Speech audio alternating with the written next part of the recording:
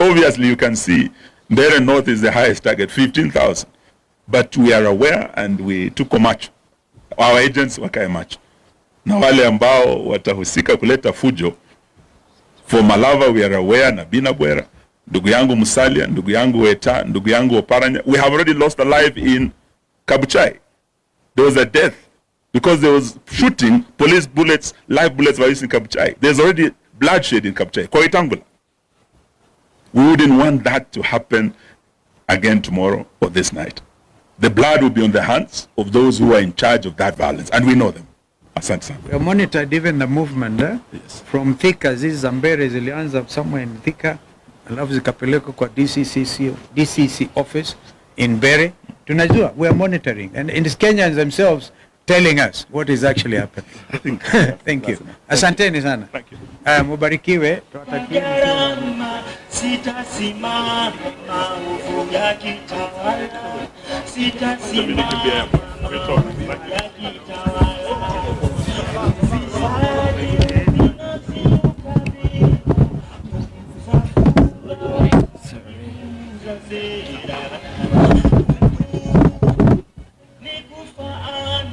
Sitasimama maovu ya kitawala.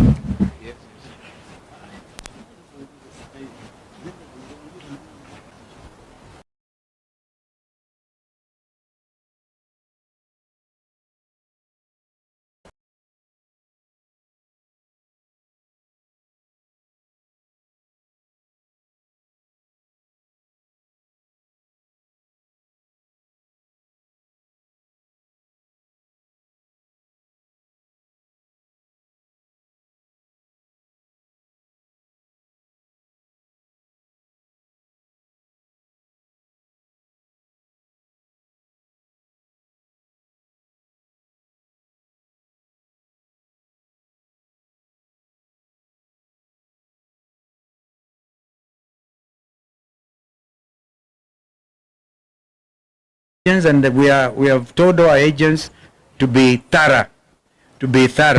Lazima tukomeshe wizi wa kura Kenya hii. And once they start the violence, the police come in, there's disruption.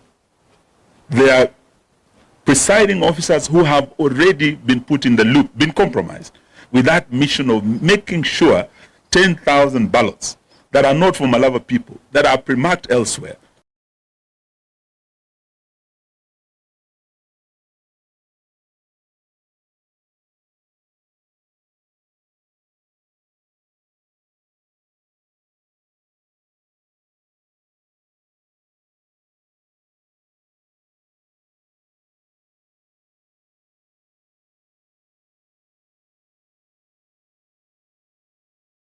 Seven 2025 by-elections.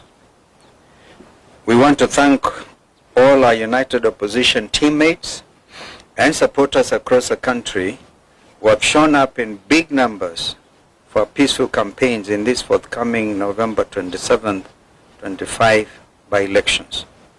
Kenyans are clearly hungry for change, and they see these by-elections as a chance to register their feelings about the current regime. That dissatisfaction is real, and the regime knows it. That is why they are trying every trick to frustrate the people's will ahead of tomorrow's vote. But Kenyans are alert and they are ready. From the mountain to the lake, from the ocean to Kisii, the message is the same, #Guantam. During these campaigns, we have sadly witnessed a series of disparate and well-coordinated attempts to subvert the will of the people. Number one, the heavy and intimidating deployment of police officers, many of them in plain clothes, accompanied by brutal attacks on opposition leaders and supporters. The intention is clear: to scare voters away from coming out in numbers they intend to tomorrow. We have seen this in Narok Town, in Malava, and in Mbeere North. Unmarked famous Subaru foresters have been roaming Chicago and Malava not to protect citizens, but to intimidate them. This is unacceptable in a democratic nation. Number two, the shameless bribery and manipulation of voters by senior state officers, including MPs, MCAs, chiefs, PSAs, CSAs, speakers of both houses of parliament, as well as county assemblies, the prime cabinet secretary, the deputy president, and the president himself, all misusing state machinery, including government vehicles, relief food, and non-food items like mattresses and blankets meant for disaster victims, and even letters of appointment to Kenyan embassies issued in public barazas. I think we have all seen this. This is a misuse of public trust and public resources. Call it plainly abuse of office by this current regime. Number three, we have credible information that the serialization of 820 printed ballots, that's very important, 820,000 printed ballots was not done correctly and not properly inspected. This has created a dangerous loophole for ballot stuffing through extra or unaccounted for ballots. We are further aware that 30,000 pre-marked ballots have already been dispatched to the targeted battleground areas of Magarini, Malava, and Mbeere North through compromised presiding officers. This strikes at the heart of electoral integrity. Fourth, we have seen extended and illegal campaigns conducted by regime agents well beyond the official campaign period, escorted by police officers and accompanied by hired goons. This is a deliberate attempt to tilt the playing field and subvert the will of the people. Number five, violence is being prepared and deployed as a tool to cripple these by-elections. There is a well-coordinated scheme involving sections of the police, hired goons, and compromised IEBC officials. In Valava, for example, hired goons reportedly under the command of Lugari MP Nabi Nabwera are expected to spark violence using pangas and rungus and other crude weapons. They are to be protected by police, including a special team which has already been dispatched from Nairobi and we are monitoring their movements, the infamous Subaru unit. Once voting is disrupted, compromised IBC ballots, compromised IBC officers and clerks are expected to use that chaos to stuff ballots. We saw this pattern during the Gen Z protests, where police did not stop goons, but actually enabled them. We have again seen police in Narok and Kabuchai captured on camera moving goons and distributing funds. This is a betrayal of the oath to protect. Finally, ladies and gentlemen, as we stated on November 20th, there is a deliberate plan to misuse mobile phones in polling stations in ways that violate the secrecy of the ballot. The response from IBC has been weak and insufficient, with the junior officer in Magarini giving a half-hearted explanation to an issue that demands the full attention of the chairperson and indeed the entire commission. Their silence deepens our concern about the integrity of this institution at this critical moment. The IBC, by failing to address the genuine concerns raised by the opposition and the media, and by neglecting to put in place the necessary remedial measures, continues to cast a long shadow over its own independence. This new commission now stands accused, not by us alone, but by its actions of presiding over a process whose credibility grows more questionable by the day. A democratic, free and fair election cannot be built on silence, on evasion or selective action. It must be anchored on justice. We therefore demand that the IBC rises to the moment and A, confronts and overcomes the challenges facing this by-election. This is the first true test of the new commission. They must either overcome these challenges or be overcome by them squandering the little trust Kenyans still hold. The Commission must assure all Kenyans that it is not entangled with broad-based masters. B, to our supporters across the country, come out in large numbers and vote for all united opposition candidates. Remain peaceful, but also remain vigilant. Document every irregularity and promptly report every form of electoral malpractice witnessed in your constituencies or in your wards. To our agents, you have been prepared for this day. Confirm that all ballot boxes are empty before voting begins. And check even any possibility of open windows where things could have been brought in and sneaked in. Do not abandon your stations until polling is fully concluded. Report every incident, from attempted inducements to photo taking inside booths to any form of voter harassment by police in uniform or in plain clothes. To the media, election observers and civil society organizations, please maintain maximum vigilance at all polling stations. Shine the light where others attempt to hide the truth. Expose every malpractice. This is what is expected of us as citizens of this country, that we have to dig in for democracy. E, the desperation of this regime is obvious to all. They are hanging by a thread. The writing is on the wall. The die is indeed cast. No amount of public money, no deployment of police, bullets or tear gas, and no intimidation of opposition leaders and supporters will succeed in silencing the will of the people. And to the broad-based operators clinging to their last straws, let it be known the people have already spoken. At this defining moment, we urge Kenyans to stand firm, stand peaceful, and stand together. Let us prove once again that no force, however desperate, can overcome a united and a determined people. The will of Kenyans is sacred. It cannot be bought, it cannot be bullied, or indeed it can never be broken. Tomorrow, let us vote with courage, guide the vote with vigilance, and move forward with faith, knowing that the truth may be delayed, but it cannot surely be denied. May God bless Kenya and all of us. My colleagues may want to add, but to do that aspect I talked about, the 820,000 ballots already printed. They were printed out in Greece, and the policy for by-elections has always been, you print locally. The Kenya Literature Bureau, for example, has been in that business.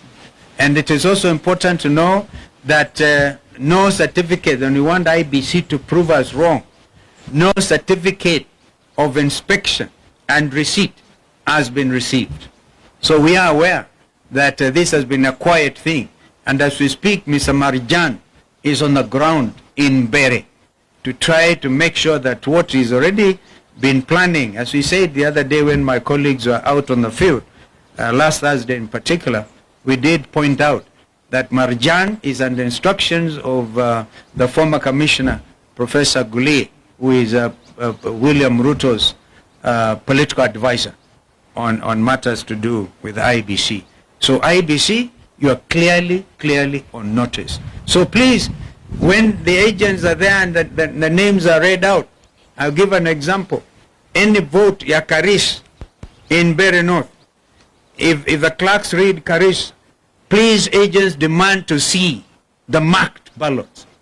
And at the end of it, before the presiding officer presses the send button, please ensure that the numbers that have been now kind of identified and announced, yeah, are also the same figure that will get now transmitted by the send button. We are saying this because we are aware in the case of Mbeere North, 15,000 ballots have already been particularly voted. They have already marked them. And so the idea is that they are going to make them, they all be met now at the constituency tallying center. And therefore, because of the lack of serialization, which you have talked about, yeah, anybody can mark and serialize everything. So we are pretty aware, and I must thank Kenyans. Kenyans are very, very smart. That's why my brother said they cannot be like some of our other neighbors. This is Kenya. Thank you. Thank you very much. It is now very clear to us and to the people of Kenya that IBC is totally compromised, and we are happy that this has been confirmed this early, because had this not been confirmed this early, they could have duped Kenyans that they can supervise and pretend over the general elections. For the first time since the electoral history of Kenya, IBC has confirmed that they will be using uniformed officers and plainclothes officers.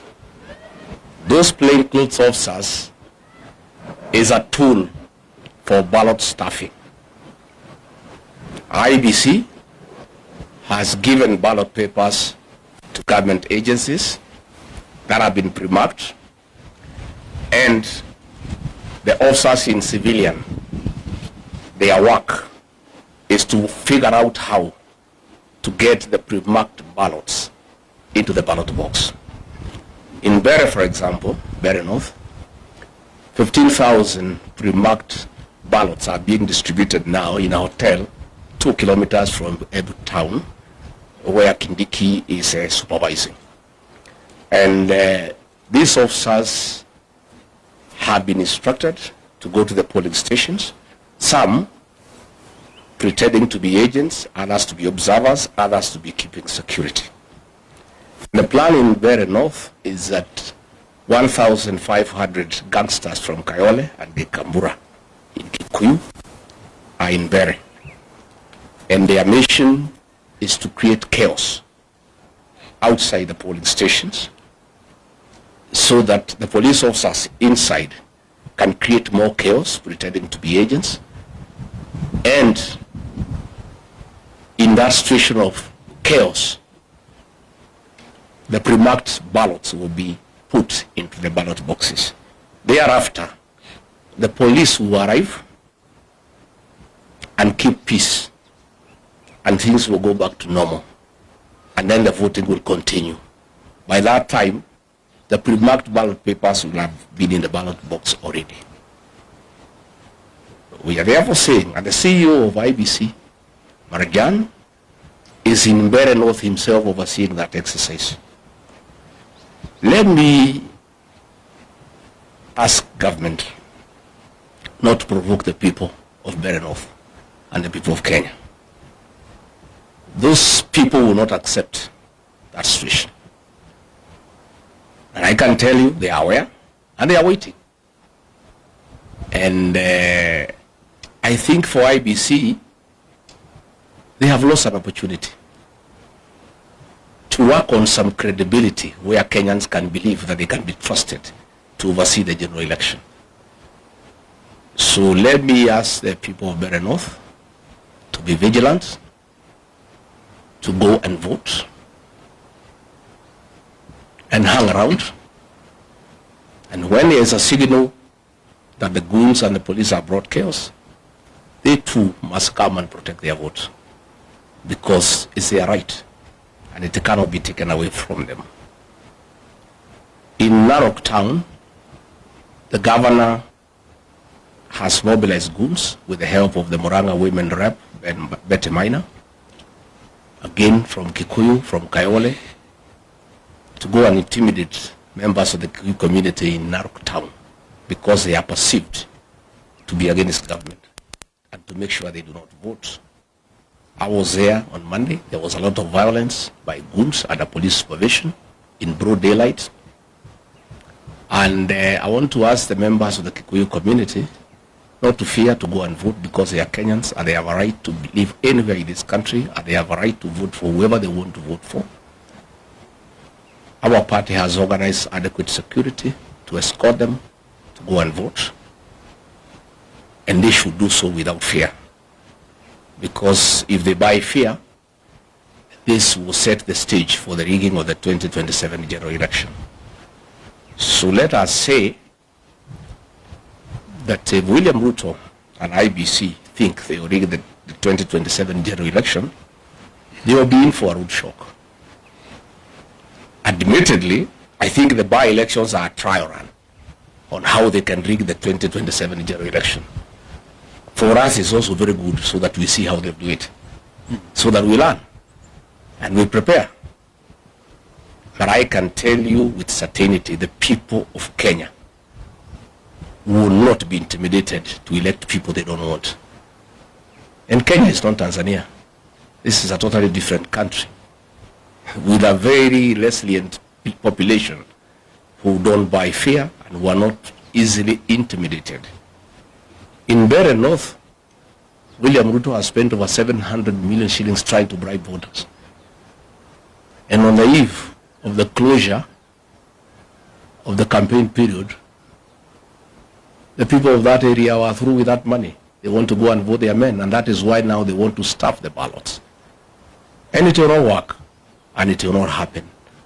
And it is wrong for government officers sitting somewhere in a hotel outside Embu to think that they can go and stuff ballots into ballot boxes where the people live.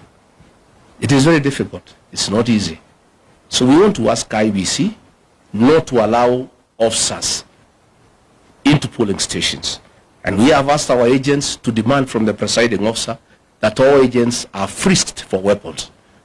Nobody is supposed to carry a weapon inside a polling station unless it's an officer who is uniformed. Anybody else, whether you are an agent, whether you are an electoral official, you cannot carry a firearm inside the polling station. Those firearms are meant to intimidate the other agents, to intimidate the electoral officials, and therefore we have asked our agents to refuse the voting to begin until all people inside the polling station have been frisked for firearms, so that there are no firearms within the polling station. And I think once that has happened, voting should go on, and the counting should go on, and whoever has won should be announced. We have asked the people of Mbeere North, after voting, all of them to proceed to the tallying center in Chicago, so that they can protect their vote. Because we cannot agree a few police officers organized by government to intimidate an entire population. It is not acceptable. It cannot happen. But the most annoying thing is that IBC has the guts to print ballots and give them to government. It's so sad. And they expect anybody to believe they can carry out a free and fair general election. They are going to set this country on fire.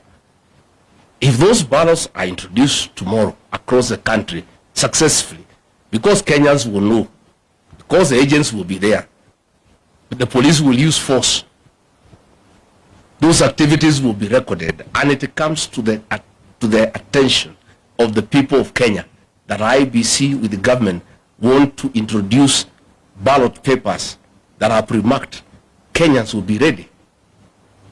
And it will not be easy. And they will set this country on very, very, very serious tension for the next 2 years.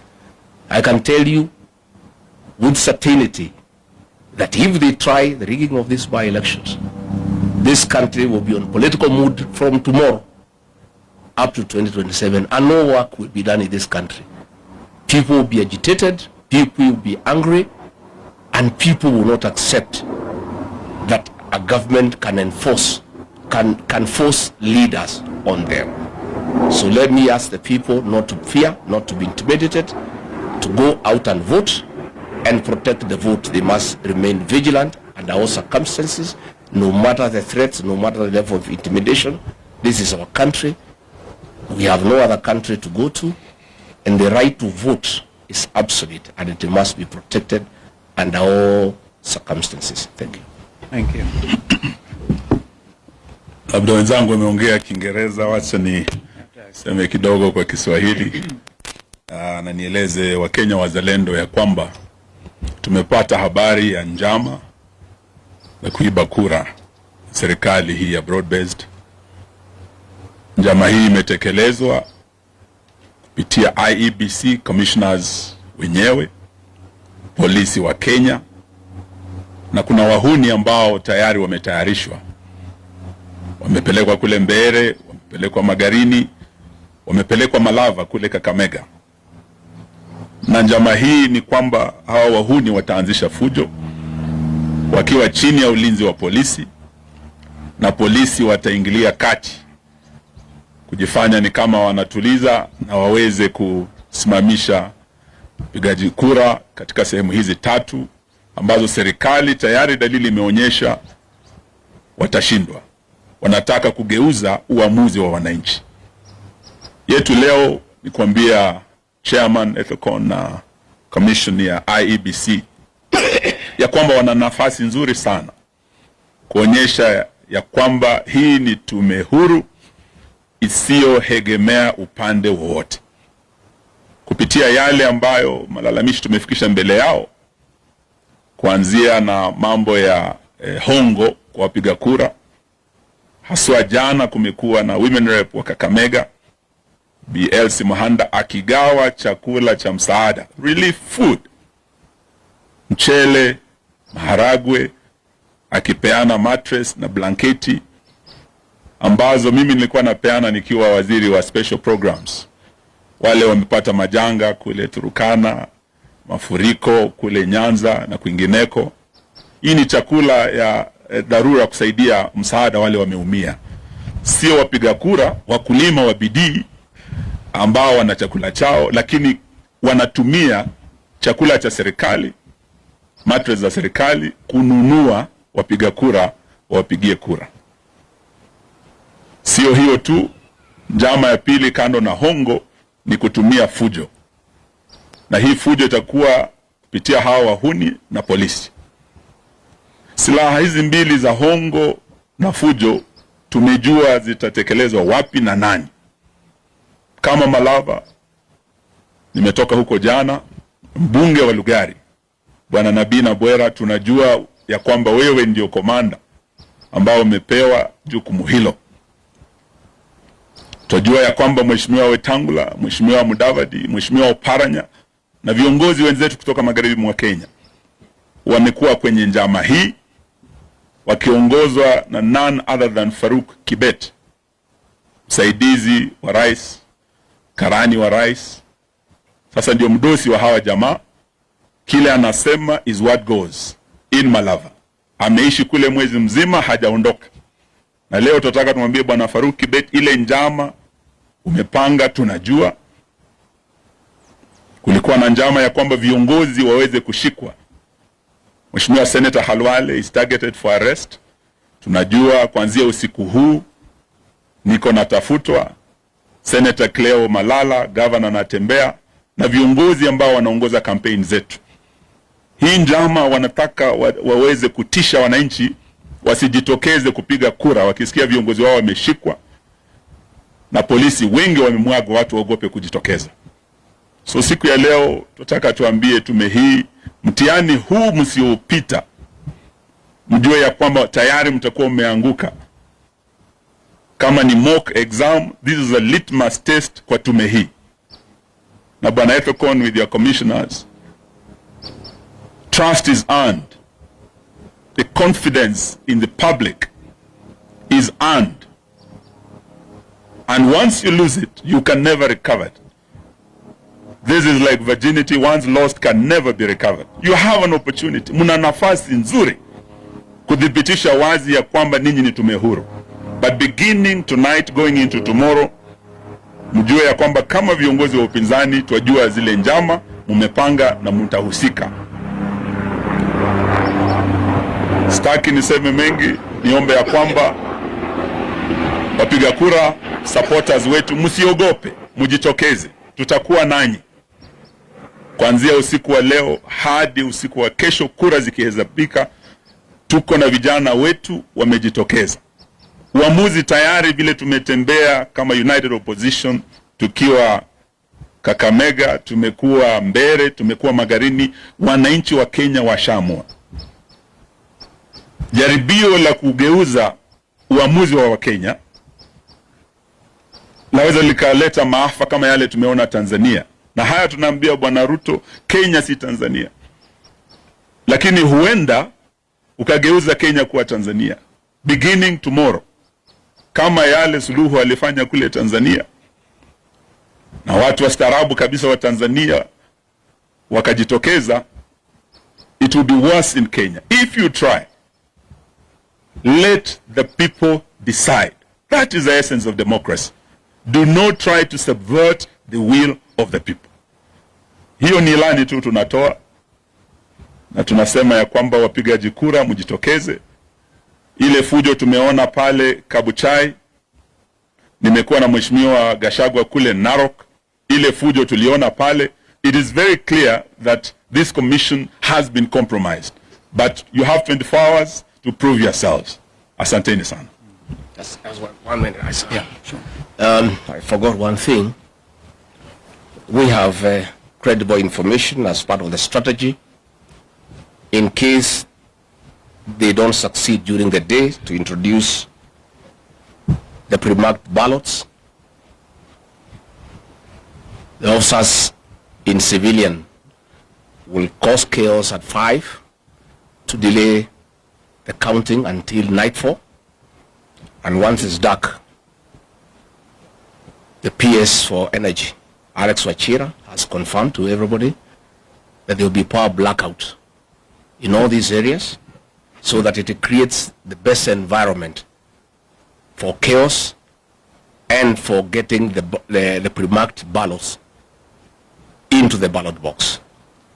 We want the CS Energy of PUADI to confirm to the people of Kenya, because it's important, that there will be no power blackout in those areas where there are by-elections.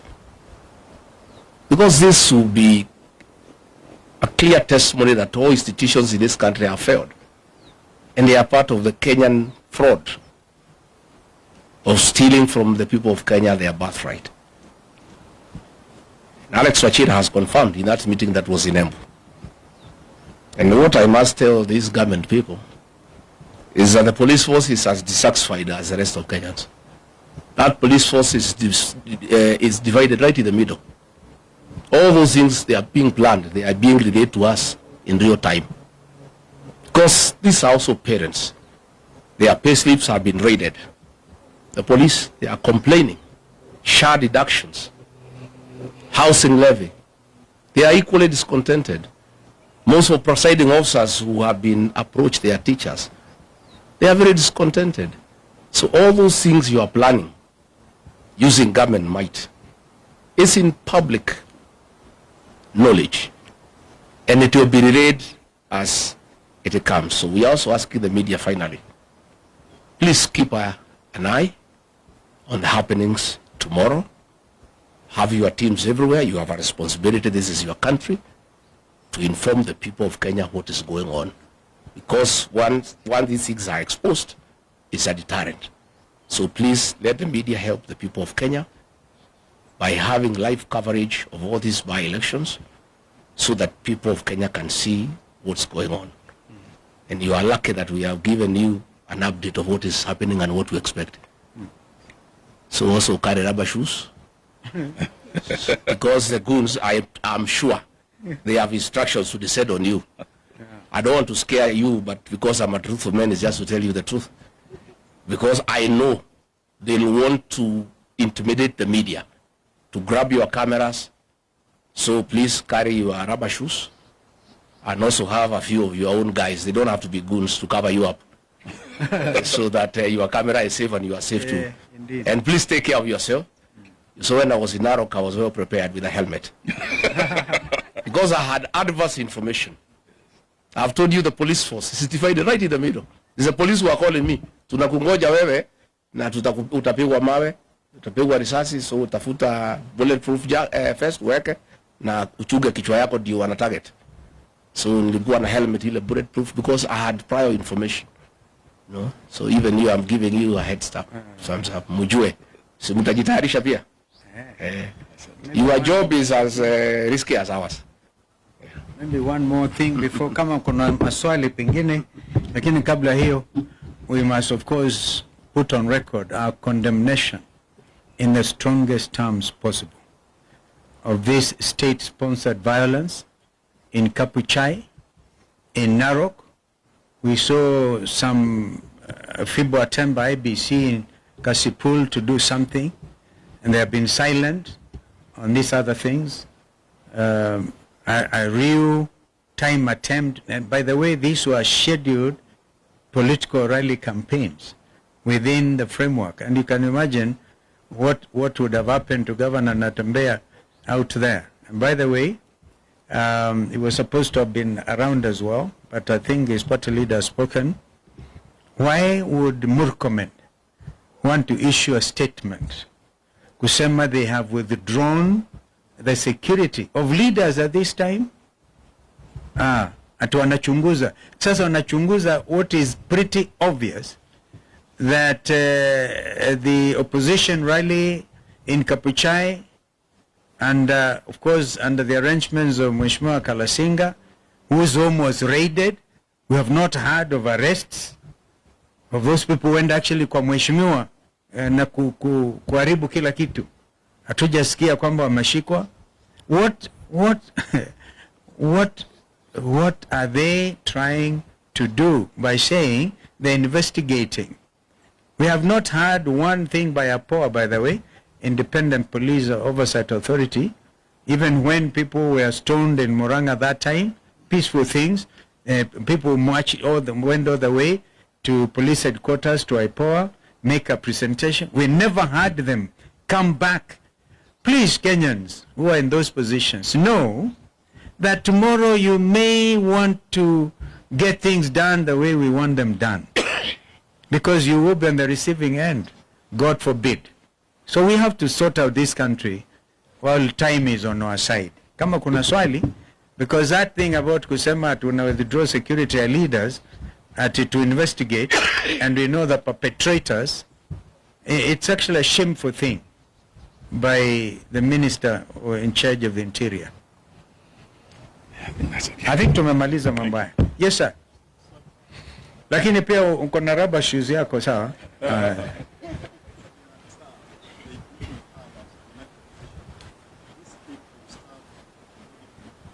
Yeah. We think it can, by the way, we have flagged out those places. But nothing, you remember I talked about 820,000 printed ballots. All right? And each of them is supposed to have a serial number. I wanted to look at that statement. Si ndio nakwambia, ndio najaribu kukujibu. Kwamba angalia hiyo statement tena. That there is no serialization of those ballots. Wanaanza, we have got this from real time, by the way, on people who are everywhere. Some in Kasipul, right? That inarukwa serial number, therefore giving, I think those are the numbers, zile zimerukwa, ndizo wanataka kutumia, waweke ballot stuffing, alafu waonyeshe ndizo hizo.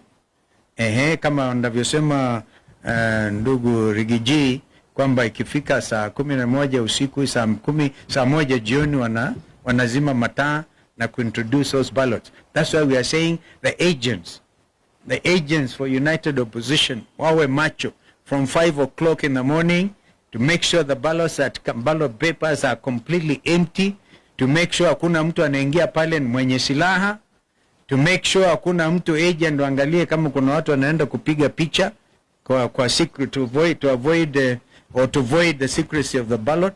Waangalie hiyo yote, wawe macho na wasilale kwa kituo mpaka mambo yajulikane. So that's including what I said. That's absolutely vital, because if the presiding officers under instructions of Marjan are able to press the send button to the constituency tallying center, kwa mfano, or to the ward tallying center, what that will mean is that number may be different from ile imehesabiwa 1 2 3 4. Karisa amepata hii. What is your name, sir? Koenga naye amepata hizi. Sasa inaenda kitu tofauti. So the whole thing is the agents, and we have told our agents to be thorough. Lazima tukomeshe wizi wa kura Kenya hii. I think for Kapchai, and we are talking about Kisa East, the main target is actually Malava and Western. Yeah. What we do know, the way Rigiji has said, 15,000 pre-marked are headed to Mbeere North. For Malava, we have 10,000. We are aware they have sent 10,000 pre-marked ballots to Malava. And there are specific areas where these, tonight, they're being dispatched. And once they start the violence, the police come in, there's disruption. There are presiding officers who have already been put in the loop, been compromised, with that mission of making sure 10,000 ballots that are not for Malava people, that are pre-marked elsewhere, transported into Malava, are stuffed into those ballot boxes. So these we are aware, and 10,000 have also gone to Magarini. Obviously, you can see Mbeere North is the highest target, 15,000. But we are aware and we took macho. Our agents wakae macho. Na wale ambao watahusika kuleta fujo, for Malava we are aware na Binabwera, ndugu yangu Musalia, ndugu yangu Weta, ndugu yangu Oparanya. We have already lost a life in Kabuchai. There was a death because there was shooting, police bullets, live bullets were used in Kabuchai. There's already bloodshed in Kabuchai, kwa Itangula. We wouldn't want that to happen again tomorrow or this night. The blood will be on the hands of those who are in charge of that violence, and we know them. Asante sana. We monitored even the movement Yes. from Thika. Hizi za Mbeere zilianza somewhere in Thika, alafu zikapelekwa kwa DCC office in Mbeere. Tunajua, we are monitoring, and the Kenyans themselves telling us what is actually happening. Thank you. Asanteni sana. Thank you. Mubarikiwe. Gharama sitasimama, maovu yakitawala, sitasimama, maovu yakitawala.